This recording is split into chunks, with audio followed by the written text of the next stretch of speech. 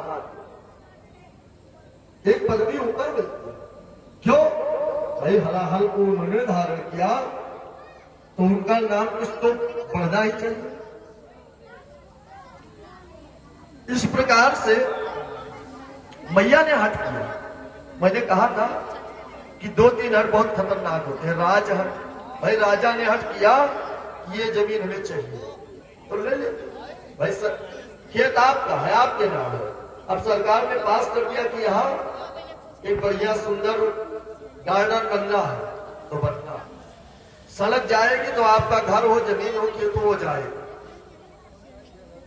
इस प्रकार से जब मैया ने हट किया तो बाबा भोलेनाथ कहते हैं, देवी कि आपके पिताजी प्रजेश हुए और उन्होंने एक यज्ञ का आयोजन किया, और ये जो विमान है सभी देवतागण इस विमान पर सवार होकर के आपके पिता के उस यज्ञ में सम्मिलित होने जा रहे। मैया ने कहा, प्रभु तो फिर हम आपको भी चलना चाहिए। बाबा कहते हैं, देवी देखो चलना तो चाहिए, ठीक है, लेकिन बात यह है देवी कि एक बार की बात, ब्रह्म सभा हम सन दुख माना। एक बार ब्रह्मा जी की सभा लगी हुई थी, उसमें आपके पिताजी भी आए, लेकिन मैं प्रभु के ध्यान में बैठा था और उनको देख नहीं पाया, प्रणाम नहीं किया। सांसारिक रीति में वो थोड़ा सा उसे अपमान मान बैठे, और देवी अपमान समझ करके उन्होंने हमें कुछ थोड़ा बहुत जो उनके हृदय में था कुछ अपशब्द भी कहे, और तब से वो हमें अपने यहाँ किसी कार्यक्रम में सम्मिलित कर सकते।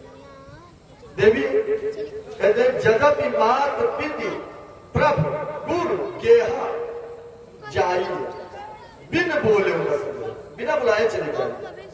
लेकिन देवी तदपि विरोध मान जहाँ कोई विरोध मानता हो वह नहीं जाना चाहिए। तहाँ गए कल्याण न हुई। भाई आप तो भाई है सीधे, और भाई भाई में बनती है तो एक बिस्तर में एक थाली में खाएंगे आप, और थोड़ा सा कहीं कपट रूपी खटाई पड़ गया और रात या दिन में कहीं आप उनके दरवाजे के किनारे भी चले जाए तो नहीं बनती है, तो क्या कहते कुछ पता नहीं।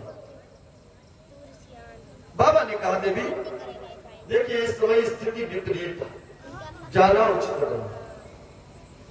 तो पहले मैया ने कहा चलिए हम आप भी चले। जब बाबा ने इस प्रकार समझाया देवी को तो उन्होंने कहा, प्रभु ठीक है आप मत जाइए, लेकिन इसी बहाने मैं चली जाऊं घूम करके अपने पिताजी के घर और चली आऊं, मुझे तो कुछ कहा नहीं। बाबा भोलेनाथ जब इस प्रकार से कहे नहीं मान रहे हैं,